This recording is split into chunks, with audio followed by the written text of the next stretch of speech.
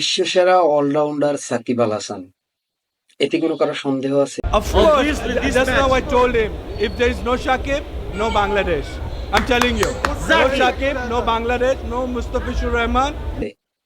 বা কেউ সন্দেহ পোষণ করতে পারবে? আজকে আমি সকালে ফেসবুক খুলতে একটা ভিডিও আমার চোখের সামনে এসে পড়লো। সেটা হচ্ছে যে সাকিব আল হাসান ওয়েস্ট ইন্ডিজের কোনো একটা দেশের নাগরিক বলতেছে সাকিব কি রিটায়ার্ড নিছে, সাকিব কেন খেলতেছে না, সাকিব কেন খেলবে? এই যে এই যে তাদের একটা সাকিবকে পাওয়া, আমরা বাংলাদেশি মানুষ এখনো সাকিবের মর্মটা বুঝতে পারি নাই। সাকিব, আমি কিছুদিন আগেও একটা ভিডিওতে দেখলাম, মিথুন বাংলাদেশ জাতীয় দলের সাবেক ক্রিকেটার, ও বলছে সাকিবের রিপ্লেসমেন্ট সারা বিশ্বে নাই, বাংলাদেশে কিভাবে হবে? এই যে কথাগুলা আপনি দেখেন, বাংলাদেশের সাবেক ক্রিকেটার বুলবুল, ও কিন্তু সাকিব নিয়ে কথা বলছে যে সাকিব এমন একটা প্লেয়ার যাকে নিয়ে আমার কথা বলার কোনো ওহে নাই, বা আমি ওনাকে নিয়ে কথা বলতে পারবো না, ওনার পার্সোনালি নিয়ে বা ওনার খেলা নিয়ে। তাহলে আমরা যে মানে একজন বিশ্বসেরা অলরাউন্ডার সাকিব আল হাসানকে নিয়ে আমরা যে সমালোচনা করছি, আমরা কেমন বাঙালি? আসলে আমরা দাঁত থাকতে দাঁতের মর্ম বুঝি না। এটা আজকে না, এটা খুব অতীত থেকে আমাদের এই বাঙালির যে একটা চিররীতি, এটা এভাবে হয়ে আসতেছে। আমি যদি শ্রীলঙ্কার কথা বলি, শ্রীলঙ্কান টি-10 লিগ আপনারা সকলে অবগত আছেন, কিছুদিনের মধ্যে টি-10 লিগ শুরু হবে। তো আমাদের বিপিএল আর শ্রীলঙ্কান টি-10 লিগ, তার মধ্যে পার্থক্যটা কি জানেন? পার্থক্য হচ্ছে আমাদের বিপিএল এ সাকিবের মতো, যিনি সারা বিশ্বে রাজত্ব করে, সাকিবের মতো প্লেয়ার আমাদের বিপিএল এ সুযোগ পায় না।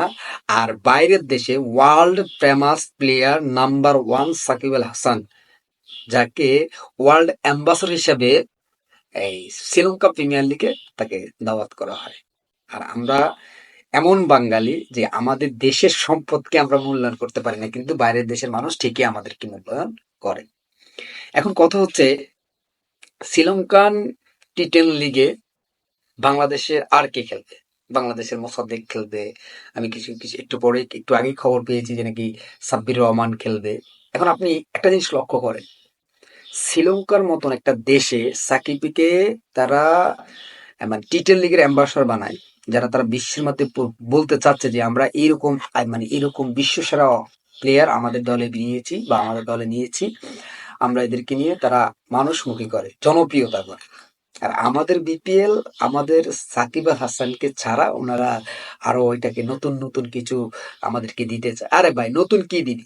আমরা খেলা প্রেমী মানুষ, আমরা খেলা দেখবো।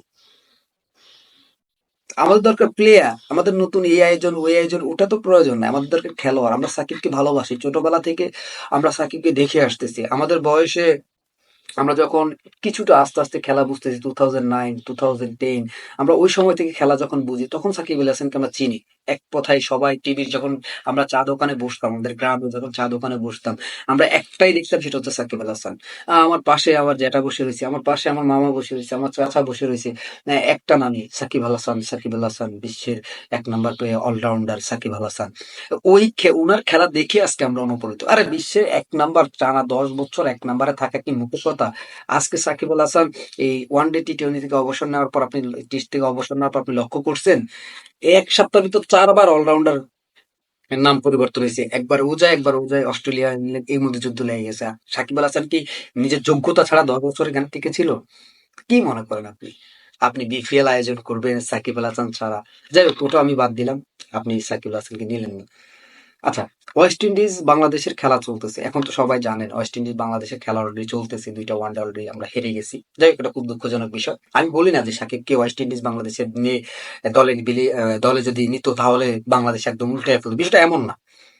আপনি দেখেন লাস্ট 12টা ম্যাচে কিন্তু বাংলাদেশ ওয়েস্ট ইন্ডিজের সাথে হারে নাই, তার মধ্যে 7টি ম্যাচে কিন্তু সাকিব আল হাসান ছিল।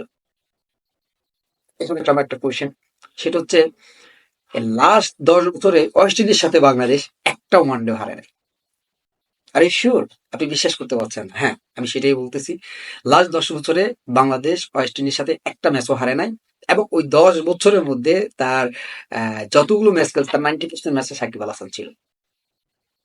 এখন প্রশ্ন হচ্ছে, সাকিব আল হাসান কিন্তু বাংলাদেশে এই ওয়েস্ট ইন্ডিজের ম্যাচে খেলার জন্য অলরেডি অতি আগ্রহে আমাদের বিসিবির কাছে প্রস্তাব রয়েছে, যেটাকে আমি বলবো সার বিসিবি।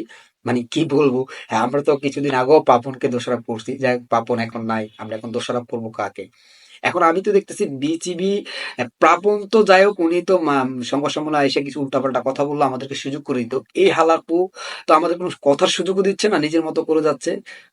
সাকিব আল হাসান বাংলাদেশ এই ওয়েস্ট ইন্ডিজের সাথে সিরিজ খেলার জন্য উনি অলরেডি ৩টা প্রস্তাব দিয়েছেন। দ্যাটস ইজ নরমাল, একদম নরমাল। ওই বিসিবি ওই ৩টা প্রস্তাব প্রত্যাখ্যান করছে। তো সাকিব আল হাসানের এই আজকে এই আমাদের দেশের কলঙ্কিত মানুষ, মানে আমাদের দেশের নির্লজ্জ মানুষ যারা মানে অতীত খুব সহজে ভুলে যায়। এক প্লেটে খাবার খেয়ে যে ৫ মিনিটের মাথায় ভুলতে পারে না, সেটা হচ্ছে আমাদের বাঙালি জাতি। তার প্রমাণ আমরা অনেকটা সেক্টরে পাচ্ছি, অনেকটা ক্ষেত্রেই পাচ্ছি। আমি নিজের ঘরের মানুষ নিয়ে যদি বলি, তাহলে আপনি বুঝতে পারবেন যে আপনি যত তেলবাজি করতে পারবেন, যত তেলবাজি করে থাকতে পারবেন, মাথায় আপনি তেল থাকবে, তত আপনি ভালো থাকবেন।